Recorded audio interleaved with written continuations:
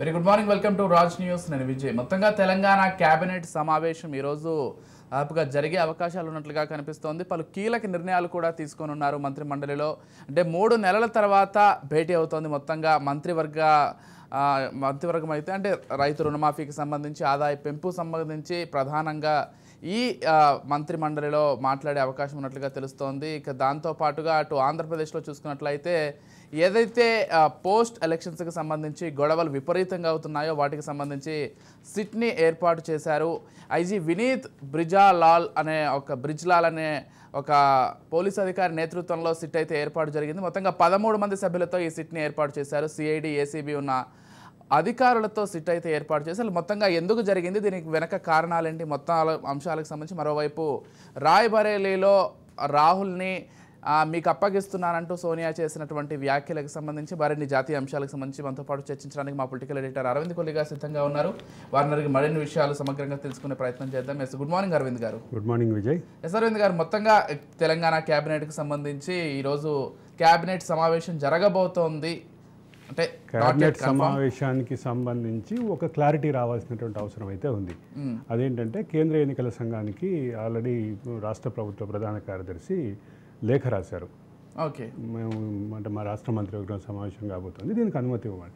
అంటే వాస్తవంగా ఏంటంటే ఎన్నికల ప్రకటన వచ్చిన నాటి నుంచి ఎన్నికలకి సంబంధించినటువంటి ప్రవర్తన నియమావళి, ఎన్నికల కోడ్ అమల్లోకి వస్తుంది. ఓకే, ఎన్నికల కోడ్ ఎప్పటి వరకు ఉంటుంది? కౌంటింగ్ అయిపోయే మరుసటి రోజు వరకు ఎన్నికల కోడ్ ఉంటుంది. ఇది యాక్చువల్గా ప్రజాప్రాతినిధ్య చట్టం చెప్తున్నటువంటి అంశం. అయితే దీనికి సంబంధించినటువంటి అప్లికేషన్లో వచ్చేటటువంటి ఇబ్బందులు ఏంటంటే కొన్ని అత్యవసరంగా తీసుకోవాల్సినటువంటి నిర్ణయాలు ఉంటాయి. ఆ నిర్ణయాలు తీసుకోవడానికి మన అంటే రాష్ట్ర ఎన్నికల ప్రధాన అధికారి కేంద్ర ఎన్నికల కమిషన్ అనుమతితోటి కొన్ని నిర్ణయాలు తీసుకోవాల్సి వస్తుంది. ఇప్పుడు ఇది కూడా అట్లాగే భావించాలి. చాలా సమస్యలు అడ్రస్ చేయాల్సినటువంటి పరిస్థితి ఉంది. ఒక పక్క రాష్ట్ర ప్రభుత్వం ప్రతిష్టాత్మకంగా భావిస్తున్నటువంటి రైతు రుణమాఫీ ఉంది. రైతు రుణమాఫీ చుట్టూ రాజకీయ విమర్శలు, ప్రతి విమర్శలు, సవాళ్ళు, ప్రతి సవాళ్ళు, రాజీనామా మీద వేసినటువంటి వ్యాఖ్యానాలు, వీటన్నిటి చూస్తున్నాం మనం. ఇవన్నీ చూస్తుంటే రైతు రుణమాఫీ ప్రక్రియని వేగవంతం చేసింది, దానికి సంబంధించినటువంటి విధి విధానాల రూపకల్పన జరుగుతోంది అంటూ రాష్ట్ర ప్రభుత్వం అక్కడక్కడ మంత్రులు, రాష్ట్ర మంత్రులు చెప్పినటువంటి పరిస్థితి. కానీ దీనికి ఒక ఫ్రేమింగ్ ఇవ్వాల్సినటువంటి పరిస్థితి ఉంది. రాష్ట్ర మంత్రివర్గం సమావేశమే దానిపైన ఒక ఫ్రేమింగ్ ఇవ్వాల్సినటువంటి అవసరం ఉంది. అదే సందర్భంలో వ్యవసాయ శాఖ మంత్రి ఇంకొక మాట అన్నారు, అది కొంచెం ఆసక్తిదాయంగా అనిపిస్తుంది. రైతు బీమా అట్లాగే పంటల బీమాలో మార్పులు చేయబోతున్నాం అనేది ఇండికేషన్స్ ఇచ్చారు. దాని మీద కూడా ఏ విధమైన మార్పులు అనుకోవచ్చు? అంటే దానికి సంబంధించి క్లారిటీ రావాలి. అది క్లారిటీ రావాల్సినటువంటి అవసరమే ఉంది అనేది చెప్తాను. గతంలో అంటే ఫసల్ బీమా యోజనకు సంబంధించినటువంటి అంశాలు, దాని గురించి మనం కొన్ని సందర్భాల్లో మాట్లాడుకున్నాం. ఫసల్ బీమా యోజన కంటే మెరుగైనటువంటి రైతు బీమా, పంటల బీమా ఇవ్వాలి అనేది రాష్ట్ర ప్రభుత్వం ఆలోచిస్తోందంటూ ఒక ఊహాగానాలు ఉన్నాయి. అదే సందర్భంలో అదే రకమైనటువంటి భావాన్ని రాష్ట్ర మంత్రి, వ్యవసాయ మంత్రి పలు దఫాలుగా చెప్పారు. ఇటీవల అది ట్విట్టర్లో కూడా పోస్ట్ చేశారు. వీటన్నిటిని కలిపి చూస్తే మాత్రం ఖచ్చితంగా ఇది కీలకం. అసలు దీనికంటే ముఖ్యమైన అంశం ఇంకోటి ఉంది. ఆదాయ వ్యయాల్ని బేరీజు వేసుకుని చూస్తే ఆదాయాన్ని పెంచుకోవాల్సినటువంటి అవసరం, తక్షణం ఆదాయాన్ని పెంచుకోవాల్సిన అవసరం ఉంది అనేది రాష్ట్ర ముఖ్యమంత్రి ఇప్పటికే చెప్పారు. చెప్పడంతో పాటు ఆయన కొన్ని ఇండికేషన్స్ కూడా ఇచ్చారు. ఒకటి, రెవెన్యూ అంటే రిజిస్ట్రేషన్ల శాఖ ద్వారా వచ్చారు. సహజంగానే ఏముంటుందంటే రాష్ట్ర ప్రభుత్వ ఆదాయంలో ప్రధాన భూమిక పోషించేవి 2. మొదటిది స్టాంపు రిజిస్ట్రేషన్ శాఖ అయితే, రెండోది ఎక్సైజ్ శాఖ. ఎక్సైజ్ శాఖకు సంబంధించిన ఆదాయం గత 5-6 నెలల్లో పెరిగిందనేటటువంటి సానుకూలమైనటువంటి అంశం ఉంది. దానికి సంబంధించి ఒక చర్చ కూడా ఉంది. ఎండాకాలం కాబట్టి బీర్ల వాడకం పెరిగిందని, దాని ద్వారా పెరిగిందనేటువంటి ఒక కంక్లూజన్స్ ఉన్నాయి. అయితే ఇక్కడ మన స్టాంపుల్ రిజిస్ట్రేషన్లకు సంబంధించిన రెవెన్యూ విషయంలో ఇప్పటికే గణనీయంగా పెరిగింది. 2019-2020 సంవత్సరంలో రాష్ట్ర స్టాంపుల్ రిజిస్ట్రేషన్ల శాఖ కేవలం రిజిస్ట్రేషన్ల మీద తీసుకొచ్చినటువంటి ఆదాయం అయితే రాష్ట్ర ప్రభుత్వానికి 7,061 కోట్లు అయితే 2023-24లో 14,295 కోట్ల ఆదాయం వచ్చింది. అంటే 5 సంవత్సరాల్లోనే డబుల్ అయింది. డబుల్ అయినటువంటి ఆదాయాన్ని మరింత పెంచేటటువంటి ఉద్దేశం రాష్ట్ర ప్రభుత్వానికి ఉంది. దానికి రిజిస్ట్రేషన్ ఛార్జీలు అంటే ల్యాండ్ వాల్యూ పెరుగుతుంది. అవును. ఇప్పుడు భూములకు ఉండేటటువంటి రిజిస్ట్రేషన్ అంటే వాల్యూ ఏదైతే ఇక్కడ పెరుగుతుందో, అంటే ఇక్కడ సీఎం ఒక కేసీఆర్ పదే పదే ఏం విషయం చెప్తున్నారంటే కీలకంగా గమనించాల్సింది ఏంటంటే రేవంత్ రెడ్డి అనేక సందర్భాల్లో ఇటీవల కాలంలో ఒక 4-5 సార్లు మాట్లాడినటువంటి విషయం ఏంటంటే మార్కెట్లో అమ్ముడుపోతున్న ధర వేరు, రిజిస్ట్రేషన్ ధర వేరు, ఆ రెండింటి మధ్య ఉన్నటువంటి వ్యత్యాసాన్ని తగ్గించాలి అనేది. ఓకే. ఆయన చాలా కాలం రియల్ ఎస్టేట్ రంగంలో ఉన్నాడు, చాలా చాలా అంటే సక్సెస్ఫుల్ ప్రాజెక్ట్ చేసినటువంటి వ్యక్తిగా ఆ విషయం మీద ఆయనకు పూర్తి అవగాహన ఉందని చెప్పాలి. కానీ రెవెన్యూ వ్యవహారం మాత్రమే కాకుండా ఇక్కడ భూముల వాల్యూ పెరగడం ద్వారా భూములకి సంబంధించినటువంటి ఇతర అంటే రిజిస్ట్రేషన్ సమస్యలు ఇవన్నీ కూడా పెరుగుతాయి. అదే సందర్భంలో ఒక సానుకూల అంశం కూడా ఉంది. ఒక భూమి యొక్క రిజిస్ట్రేషన్ వాల్యూ ₹1,00,00,000 ఉంటే బ్యాంకులో ఒక 30 లక్షలు, 40 లక్షలు, 60 లక్షలు, 70 లక్షల లోన్ ఇస్తాయి. అదే వాల్యూ ₹1,00,00,000 కాకుండా 2 కోట్లు అయితే బై డిఫాల్ట్ లోన్ వాల్యూ కూడా పెరిగేటటువంటి అవకాశం ఉంది. కానీ రిజిస్ట్రేషన్ల సందర్భంగా వినియోగదారు అంటే కొనుక్కునే వాళ్ళకి, అమ్ముకునే వాళ్ళకి భారంగా అయితే పరిగణించే పరిణామం అయితే ఉంది. కానీ దీన్ని ఫోకస్ చేయాలని చెప్పేసి కానీ ఒకటి అరవింద్ గారు, ఇక్కడ సీఎం రేవంత్ ఏం చెప్తున్నారంటే భూములకు సంబంధించి వాస్తవంగా ట్రాన్సాక్షన్స్ జరిగేది ఎక్కువగా జరుగుతున్నాయి, రిజిస్ట్రేషన్ వరకు వచ్చేసరికి తక్కువ అమౌంట్ చూపించి ఆ తక్కువ అమౌంట్ లోనే రిజిస్ట్రేషన్ అంతరాన్ని తగ్గించాలి అనేది ఆయన ఉద్దేశం. అవును, దాన్ని పూర్తిగా ట్యాక్స్లు రాబట్టాలనేటువంటి ఉద్దేశం ఉంది. అదే సందర్భంలో దీని విషయంలో కొంత సామాన్యుల కొంత వ్యతిరేకత వస్తుందనేటటువంటి భావం కూడా రేవంత్ రెడ్డి వ్యక్తం చేసినటువంటి పరిస్థితి ఉంది. దాన్ని రేవంత్ రెడ్డి ఎట్లా అడ్రస్ చేస్తారు, ఎట్లా దీనికి పరిష్కారం అంటే ఇప్పటికే నాకు తెలిసినంత వరకు మహారాష్ట్రలో ఈ భూముల రిజిస్ట్రేషన్లకు సంబంధించి క్యాష్ రూపంలో కాకుండా అకౌంట్ ట్రాన్స్ఫర్ చేయాలని అక్కడ రాష్ట్రంలో ఒక చట్టం ఉంది. అంటే దానివల్ల పూర్తిగా అంటే ఒక క్లారిటీ ఉంటుంది ఎంత అమౌంట్ ట్రాన్స్ఫర్ అయింది. మహారాష్ట్రలో అంటే భూమి కొనుగోలు, ఆస్తుల కొనుగోలు విషయంలో ఇంకా దీనికి అనుబంధంగా ఇంకా కొన్ని చట్టాలు. అవును, భారతదేశంలో ఏదో ఒక దగ్గర అగ్రికల్చర్ భూమి లేకపోతే, వ్యవసాయ భూమి లేకపోతే ఆ రాష్ట్రంలో వ్యవసాయ భూమి కొనడానికి అర్హత లేదు. ఈ విషయంలో కొంతమంది సెలబ్రిటీలు కూడా ఇబ్బంది పడ్డ పరిస్థితి ఉంది. అమితాబ్ బచ్చన్ ఇబ్బంది పడ్డారు, ప్రీతి జింతా షిరిడీలో కొన్నటువంటి భూమి విషయంలో ఇబ్బంది పడ్డారు. ఇటువంటి అంశాలు, ఇటువంటి వివాదాలు మహారాష్ట్రకి సంబంధించినటువంటి ల్యాండ్ చట్టాల మీద చాలా ఉన్నాయి. కానీ one of the best revenue సిస్టమ్గా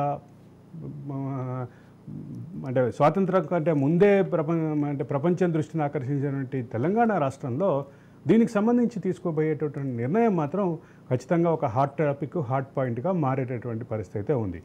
భూములకు విలువలు పెంచడం ద్వారా ఆ అంతరాన్ని అంటే మార్కెట్లో నిజంగా అమ్ముడుపోయే విలువకి, రిజిస్ట్రేషన్ విలువకి ఉన్నటువంటి అంతరాన్ని తగ్గించాలన్న ప్రయత్నంలో ఒక సానుకూల అంశం ఉన్నప్పటికీ దీని చుట్టూ పలు వివాదాలు ఉండే అంశం అయితే ఉంది. ఇక దీంతో పాటు ఆదాయానికి సంబంధించినటువంటి అంశంతో పాటు మరొక కీలకమైనటువంటి నిర్ణయం కూడా ఈరోజు జరగాల్సింది.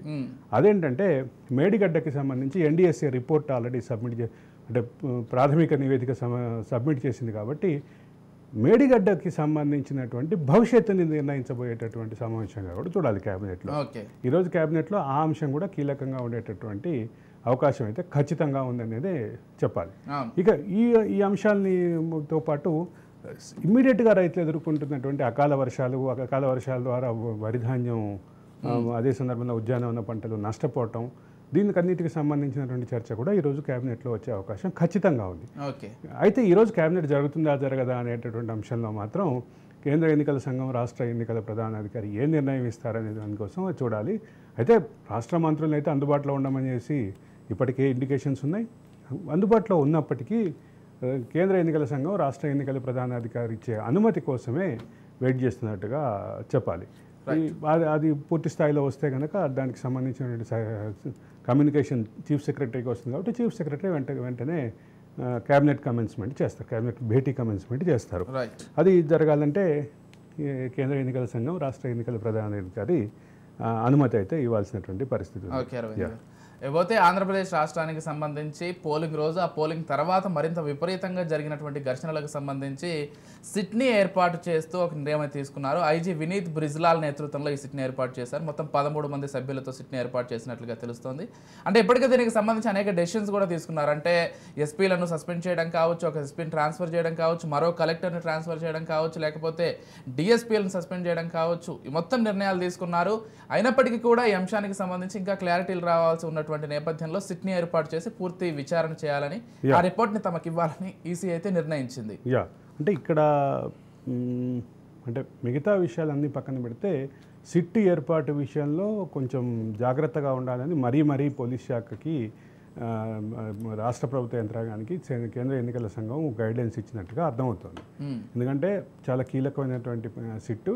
ఈ సిట్ ఇచ్చేటటువంటి నివేదిక ఆధారంగా ఇప్పుడు ఆల్రెడీ బుక్ అయినటువంటి కేసులు, బుక్ కాబోయే కేసులు, వీటిల్లో అదనపు సెక్షన్లు ఏమి చేర్చాలి అనేటటువంటి అంశం కూడా పరిగణలోకి తీసుకునేటటువంటి అవకాశం ఉంది. కాబట్టి సిట్ దీనిపైన పూర్తి స్థాయిలో దర్యాప్తు జరిపి మూలాల్లోకి వెళ్ళి, అంటే సిఈసి ఆల్రెడీ దీని మీద కొన్ని వ్యాఖ్యానాలు చేసింది.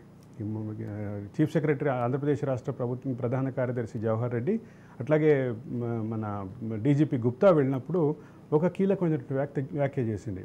14 అత్యంత సున్నితమైనటువంటి ప్రాంతాలని మేము అందరం గుర్తించాం, మేము నోటిఫై చేసి మీకు అందరికీ సర్క్యులర్ పంపించాం. ఆ సర్క్యులర్ ప్రతి కలెక్టర్కి, ప్రతి ఎస్పీకి అందింది, రాష్ట్ర ప్రభుత్వ యంత్రాంగంలో ఉన్నటువంటి వాళ్ళందరికీ అందింది, చీఫ్ సెక్రటరీ ఆఫీస్కి అందింది. చీఫ్ సెక్రటరీని ప్రత్యేకంగా అలర్ట్ చేశాము, డీజీపీని ప్రత్యేకంగా అలర్ట్ చేశాం. అత్యంత సమస్యాత్మకమైన ప్రాంతాల కోసమనే ప్రత్యేక బలగాల్ని కూడా మేము రాష్ట్రానికి పంపిస్తే వాటిని ఎందుకు డిప్లాయ్ చేయలేదు అని కేంద్ర ఎన్నికల సంఘం ప్రధానంగా రాష్ట్ర ప్రభుత్వ ప్రధాన కార్యదర్శిని, రాష్ట్ర డీజీపీని అడిగినటువంటి పరిస్థితి. ఇది ఖచ్చితంగా ఆంధ్రప్రదేశ్ పోలీస్ శాఖని దేశం ముందు, సెంట్రల్ ఎలక్షన్ కమిషన్ ముందు దోషిగా నిలబెట్టినటువంటి వ్యాఖ్యంగానే చెప్పాలి. ప్రతిదానికి కారణమైనటువంటి అంశాలని మూలాల్లోకి వెళ్ళి, అదే సందర్భంలో డిప్లాయ్మెంట్ ఎందుకు జరగలేదు దగ్గర నుంచి మొదలు పెడితే ముందస్తు జాగ్రత్తలు ఎందుకు తీసుకోలేదు, పోస్ట్ పోల్ అలయన్స్ జరిగే అవకాశం ఉంది అని కేంద్ర నిఘా సంస్థలు హెచ్చరించిన రాష్ట్ర ప్రభుత్వ యంత్రాంగం, ముఖ్యంగా రాష్ట్ర ప్రభుత్వం అంటే మళ్ళీ వైఎస్ఆర్సీపీ ప్రభుత్వం అనే అవగాహన అంటే ఆ కంక్లూజన్ వచ్చే అవకాశం ఉంది. కాబట్టి ఖచ్చితంగా రాష్ట్ర ప్రభుత్వ యంత్రాంగం, ఒక పక్క రెవెన్యూ యంత్రాంగం, మరో పక్క పోలీసు యంత్రాంగం, నిఘా వ్యవస్థ, ఇవన్నీ ఎందుకు అలర్ట్గా లేవు అనేది ప్రధానమైన అంశం.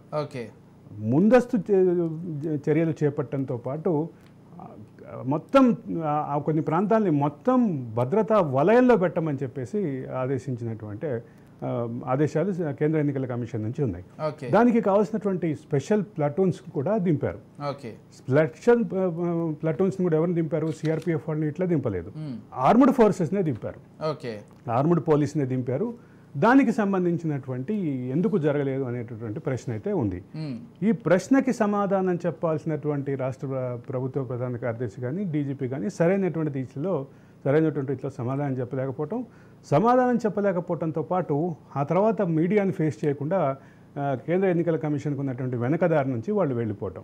మీడియా మొత్తం ముందు గేట్ దగ్గర వెయిట్ చేస్తుంటే వెనకదారిగా వాళ్ళు వెళ్ళిపోవటం. ఈ రెండింటిని కలిపి చూస్తే రాష్ట్ర ప్రభుత్వ యంత్రాంగం యొక్క కొంచెం నిర్లిప్తత కనిపిస్తోంది. దీన్ని అడ్రస్ చేయడానికే ఇప్పుడు సిట్ ఏర్పాటు చేశారు. కాబట్టి సిట్కి సంబంధించినటువంటి పూర్తి స్థాయి నివేదిక రావాలి. నివేదిక వచ్చిన తర్వాత సిట్కి సంబంధించినటువంటి మరొక ప్రధానమైనటువంటి బాధ్యత ఉంటుంది. అత్యంత సున్నితమైనటువంటి ప్రాంతాల్లో భద్రతా ఏర్పాట్ల దగ్గర నుంచి సాధారణ పోలీస్ శాఖ పనితీరు వరకు ప్రతి ఒక్కటి పరిగణనలోకి తీసుకునేటువంటి పరిస్థితి. అంటే అన్నమయ్య జిల్లాలో ఉన్నటువంటి ఒక డిఎస్పీ తాడిపత్రికి ఎందుకు వచ్చారనేది ప్రధానంగా ప్రతిపక్షాలు ప్రశ్నిస్తున్నటువంటి అంశం. ఆయనను ఎవరు పంపించారు, ఎవరు డిప్యూట్ చేశారు, ఎవరు ఆ బాధ్యత ఇచ్చారు అనే దగ్గర అన్నమయ్య ఎస్పీ నాకు సంబంధం లేదంటున్నారు, ఐజీ ఇంటెలిజెన్స్ నాకు సంబంధం లేదంటున్నారు, డీజీపీ నాకు సంబంధం లేదంటున్నారు, ఆ ఏరియా ఆ రేంజ్ డిఐజీ నాకు సంబంధం లేదంటున్నారు. చివరికి అనంతపురం జిల్లా ఎస్పీ కూడా నేను పిలిపించలేదంటున్నారు. మరి ఎందుకు వచ్చారు, ఎట్లా వచ్చారు అనే దగ్గర నుంచి మొదలు పెడితే దీని చుట్టూ చాలా వివాదాలు ఉన్నాయి. అదే సందర్భంలో ఇవన్నీ కొత్తగా ఈరోజు గొడవలు, ఘర్షణలు జరుగుతున్నటువంటి ప్రాంతాలు కాదు. ఇప్పుడు ప్రధానంగా ఉన్నటువంటి ప్రాంతాలు ముఖ్యంగా 3 చూద్దాం. ఒకటి తాడిపత్రిలో సిట్టింగ్ ఎమ్మెల్యే ప్రతిపక్ష నాయకుడు ఇంటికి వెళ్ళి ఇంటికి వెళ్ళి సవాల్ చేసి వచ్చినటువంటి పరిస్థితి. ఇంటికి వెళ్ళి అక్కడ కూర్చొని సవాల్ తన మంది మార్పులంతో వెళ్ళి సవాల్ చేసినట్టు పరిస్థితి. నేను ఉన్నప్పుడు రాలేదా, నేను ఉన్నప్పుడు వస్తే ఇంకో రకంగా ఉండేదని ఆయన ప్రతి విమర్శ అంటే ప్రతి దాడి చేసినటువంటి పరిస్థితి ఉంది. అటువంటి సెన్సిటివ్ వాతావరణం ఉన్నటువంటి అదేమి ఈరోజు మొదటి ఘర్షణ కాదు, ఆ రెండు కుటుంబాల మధ్య ఆ రెండు వర్గాల మధ్య కొన్ని దశాబ్దాలుగా ఉన్నటువంటి ఘర్షణ. ఇక మాచర్లకు వద్దాం. మాచర్ల విషయంలో మొదటి నుంచి కూడా ఆరోపణలు ఉన్నాయి. అదే సందర్భంలో స్థానిక ఎన్నికల సందర్భంగా దేశవ్యాప్తంగా దేశాన్ని ఆకర్షించినటువంటి ఘటనలు జరిగినాయి. అక్కడ ఒక వ్యక్తి ఒక మాజీ ఎమ్మెల్యే మీద మాజీ ఎమ్మెల్సీ మీద అంటే దాడి చేశారని ఆరోపణలు ఉన్నాయి. ఇటువంటిది వీటన్నిటిని పక్కన పెడితే అక్కడ కూడా ఘర్షణలు కొత్తవి కాదు. ఇప్పుడు జూలకంటి బ్రహ్మారెడ్డి అనుచరుల మీద అనేక కేసులు ఉన్నాయి.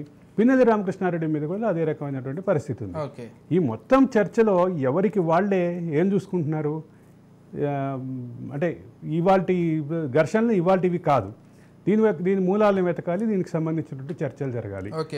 అదే సందర్భంలో అక్కడ ఒక ప్రాజెక్ట్, నాకు ఆ ప్రాజెక్ట్ పేరు కరెక్ట్గా వరికపూడిచెల ప్రాజెక్టు విషయంలో దాన్ని క్లెయిమ్ చేసుకోవటం విషయంలో వివాదం ఉంది. ఆ వివాదం చాలా పెద్ద ఘర్షణలకు వెళ్ళింది. ఇటువంటి వాటి అన్నింటినీ పరిగణలోకి తీసుకొని అంటే ఒక పక్క దాని కేంద్ర అనుమతులను తెచ్చినటువంటి వ్యక్తి నేనే అంటూ లావు కృష్ణదేవరాయలు క్లెయిమ్ చేసుకున్నటువంటి పరిస్థితి ఉంది. అక్కడి నుంచి మొదలు పెడితే ప్రతి దాని చుట్టూ అంశం చుట్టూ వివాదం ఉంది. అది కొత్త గొడవ కాదు. ఇక నరసరావుపేటలో ఇద్దరు ఎమ్మెల్యే అభ్యర్థుల ఇళ్ళు ఒక 500 మీటర్ల దూరంలో ఉండటం, ఇద్దరి మధ్య పాత ఘర్షణలు ఉండటం, ఇవన్నీ కూడా గమనించాలి. ఇక్కడ ఒక పక్కన తాడిపత్రిలో పెద్దారెడ్డికి సంబంధించినటువంటి ఆయన కానీ ఆయన అంచర్లు కానీ ఆ ప్రాంతంలో లేకుండా బయట వచ్చేశారు. రెండోది మన జేసీ కుటుంబంలో ఒక ప్రధానమైనటువంటి ప్రభాకర్ రెడ్డి ఆయన ఆరోగ్య సమస్యలతోటి హైదరాబాద్ హాస్పిటల్కి తరలించారు. ఇప్పుడు ప్రధాన నాయకులిద్దరిని తరలించినా కానీ అక్కడ ఘర్షణలు ఆగట్లేదు. రెండో పక్క పిన్నెల్లికి సంబంధించిన అంశం, పిన్నెల్లి కానీ పిన్నెల్లి సోదరుడు కానీ వాళ్ళిద్దరూ గన్మెన్లను కూడా వదిలేసి అజ్ఞాతంలోకి వెళ్ళారు. వాళ్ళిద్దరు అజ్ఞాతంలోకి వెళ్ళినా అక్కడ ఘర్షణలు ఆగట్లేదు. బ్రహ్మారెడ్డికి సంబంధించి ఆయన గృహ నిర్బంధంలో ఉన్నారు, కానీ ఘర్షణలు ఆగట్లేదు. ఇక మూడవది నరసరావుపేటలో గృహ నిర్బంధం కొనసాగుతోంది, అప్రకటిత కర్ఫ్యూ కొనసాగుతోంది, అయినా ఘర్షణలు ఆగట్లేదు. దీనికి మూలాలు, దీనికి సంబంధించిన క్రోనలాజికల్ ఆర్డర్ని స్టడీ చేస్తే ఎక్కడ లోపం ఉంది, ఎక్కడ నిర్లిప్తత ఉంది, ఎక్కడ నిరాసక్తత ఉంది అనేది బయటపడేటటువంటి అవకాశం ఉంది. ఇవన్నీ సిట్ ఇప్పుడు బయటకు తీసుకొస్తుంది అనేది ఆశ అయితే ఉండే అవకాశం అయితే ఉంది ఖచ్చితంగా. పోతే రాయ్బరేలీకి సంబంధించి సోనియా గాంధీ బహిరంగ సభలో మాట్లాడుతూ రాహుల్ గాంధీని మీకు అప్పగిస్తున్నాను, రాహుల్ గాంధీని గెలిపించుకునే బాధ్యత మీదే, రాయ్బరేలీ అంటే నా సొంత కుటుంబంతో సమానం, చాలా రోజుల తర్వాత రావడం కూడా నాకు సంతోషంగా ఉంది. దానికి సంబంధించి ఆయన సోనియా గాంధీ కామెంట్స్ చేయడం కావచ్చు. రాయ్బరేలీకి సంబంధించి ఎలా చూడాలి అంటే రాయ్బరేలీ అనేది మొదటి నుంచి కూడా గాంధీ నెహ్రూ కుటుంబానికి ఒక బలమైనటువంటి నియోజకవర్గంగా చెప్పాలి. అయితే ఇక్కడ ప్రధానంగా గమనించాల్సిన అంశం ఏంటంటే సోనియా గాంధీ తన ఆరోగ్య అస్వస్థత కారణంగా ఇప్పుడు లోక్సభ ఎన్నికల బరి నుంచి తప్పుకున్నటువంటి పరిస్థితి నేపథ్యంలో ఆవిడ రాజ్యసభకు వెళుతూ అక్కడ అంటే ఆ నియోజకవర్గ విషయంలో చాలా ఊహాగానాలు వచ్చినాయి.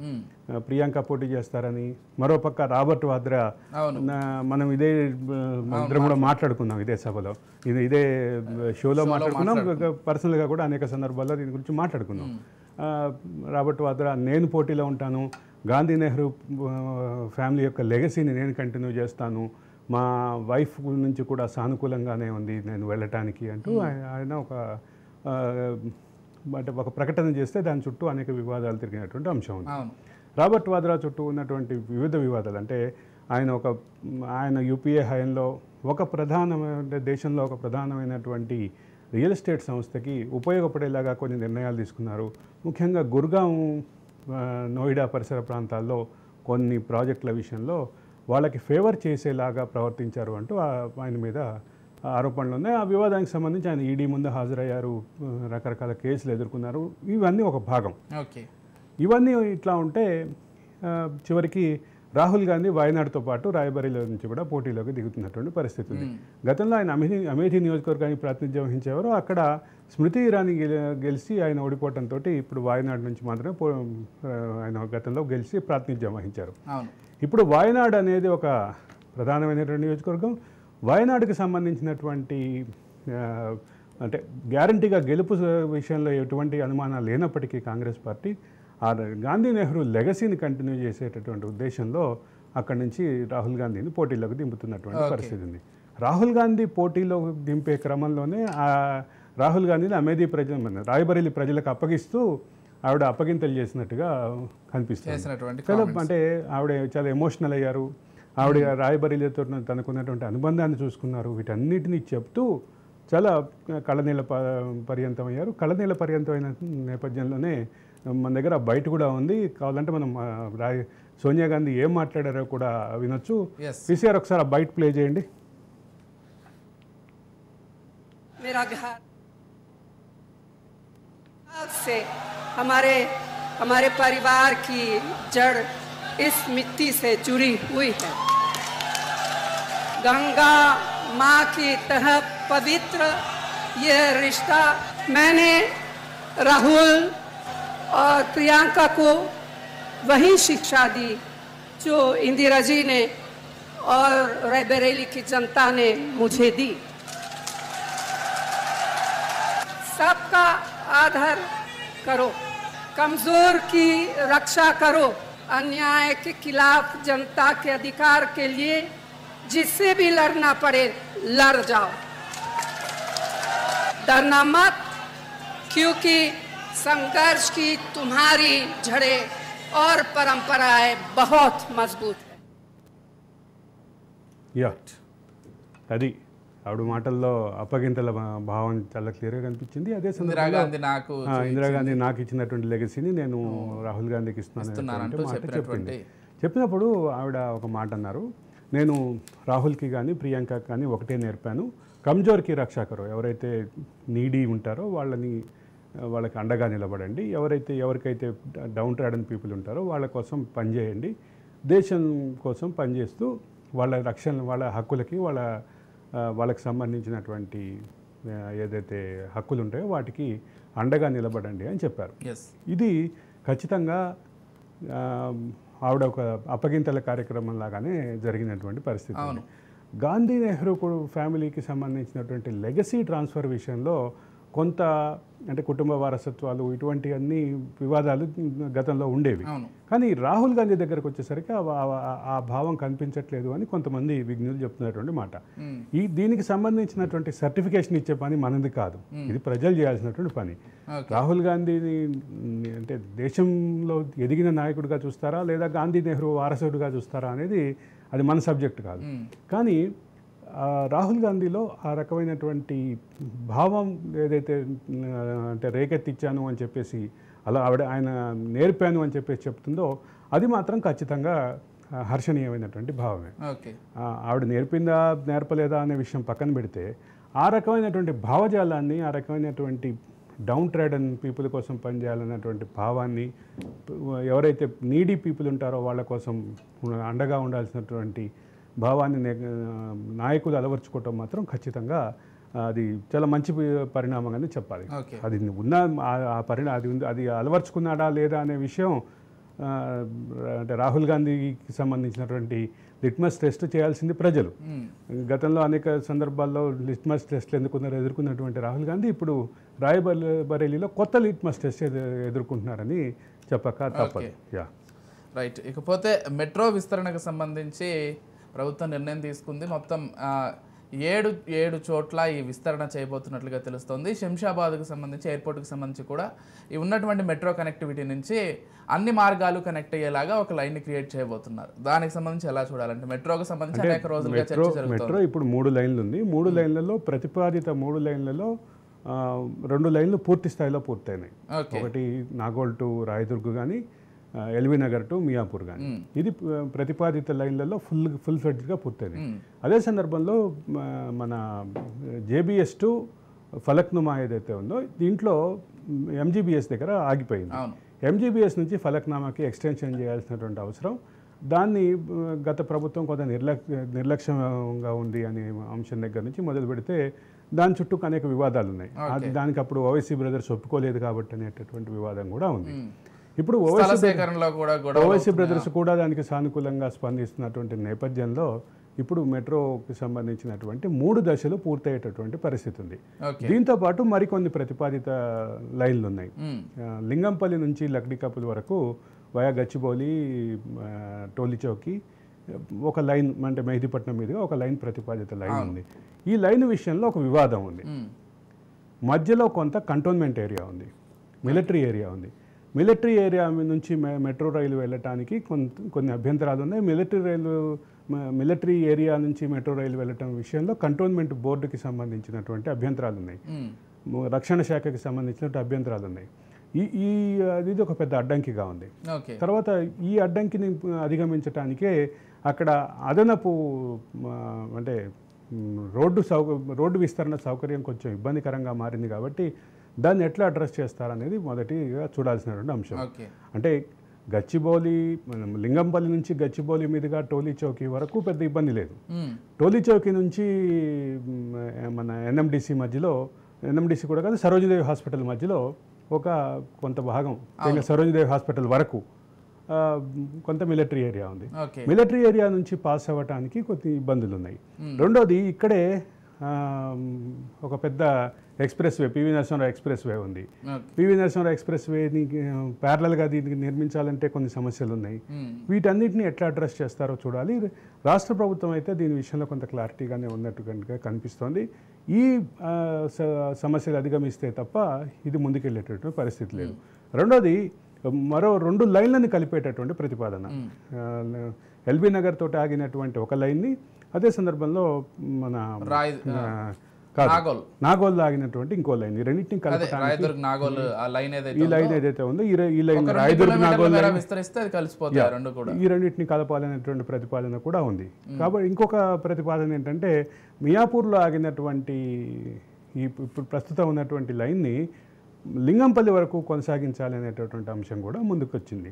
వీటన్నిటి నేపథ్యంలో వీటన్నిటిని, అంటే ఇప్పుడు మీరు అన్నట్టుగా ఎయిర్పోర్ట్కి అన్నిటినీ, అంటే అన్నిటిని కలిపేలాగా ఎయిర్పోర్ట్కి అన్నిటికీ కనెక్టివిటీ వచ్చేలాగా, అంటే ఇదే ఇట్లాగే. అవును, ఇప్పుడు నాగోల్ నుంచి ఎయిర్పోర్ట్కి వేస్తే ఆబ్వియస్లీ ఎల్బీ నగర్ ని కలుపుకుంటూ పోతుంది కాబట్టి ఇప్పుడు ఏదైతే ఇంటర్ జంక్షన్స్ ఉన్నాయో, ఎంజీబీఎస్ కానీ, అట్లాగే మైత్రివనం దగ్గర కానీ, అదే అమీర్పేట కానీ, తర్వాత పరేడ్ గ్రౌండ్స్ కానీ, ఈ ఇంటర్ జంక్షన్స్ ఏమున్నాయో ఈ ఇంటర్ జంక్షన్స్ లాగానే ఇప్పుడు మొత్తం కనెక్టివిటీ వచ్చేటటువంటి పరిస్థితి ఉంది. అయితే మెట్రో విషయంలో మెట్రో తమకు లాభసాటిగా లేదు కాబట్టి వెళ్ళిపోతాము అని మెట్రో ఎల్ఎన్టీ ఏదైతే ప్రతిపాదన చేస్తుందో 2025 నుంచి 26-27 లోపు దాన్ని ఎగ్జిక్యూట్ చేయాలని ప్రయత్నం చేస్తుందో, ఒక పక్క హ్యాపెనింగ్ సిటీ అనేటువంటి హైదరాబాద్లో మెట్రో రైలు నిజంగానే వాళ్ళ బాధ్యత తప్పుకోవాలి అనుకుంటే ఇప్పుడు మరికొంతమంది సంస్థలు పోటీపడి వచ్చేటటువంటి అవకాశం ఉంది.